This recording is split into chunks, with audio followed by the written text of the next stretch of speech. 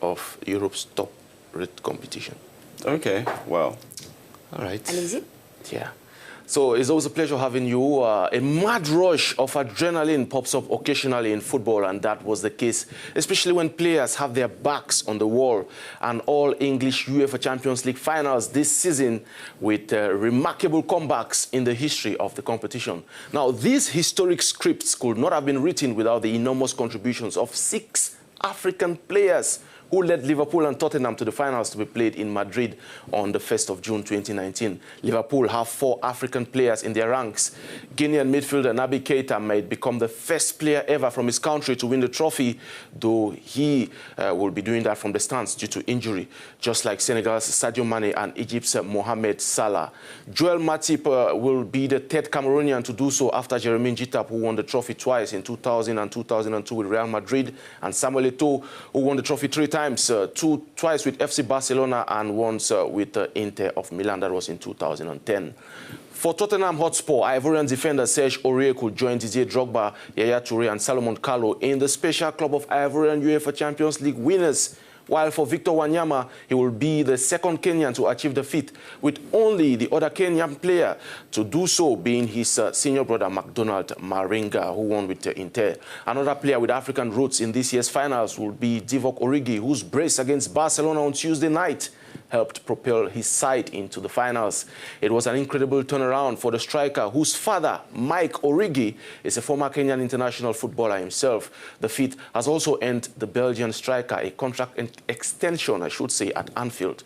Jurgen Klopp confirmed that yesterday. Zimbabwean shot stopper Bruce Gobela remains the only African keeper to have won the UEFA Champions League in 1984 when Liverpool beat AS Roma at the finals to lift the trophy. Algerian legend Rabah Majer scored a goal for the record books when he helped FC Porto beat Bayern Munich in the finals. That was in 1987. Ghana's all-time greatest, as they say, Abedi Ayew Pele, was a key player for Olympique de Marseille when they defeated AC Milan in the 1993 finals, while Nigeria's duo Kanu Nwankwo and George Finidi were in the Ajax side, who won 1-0 against AC Milan in the finals. That was in 1995.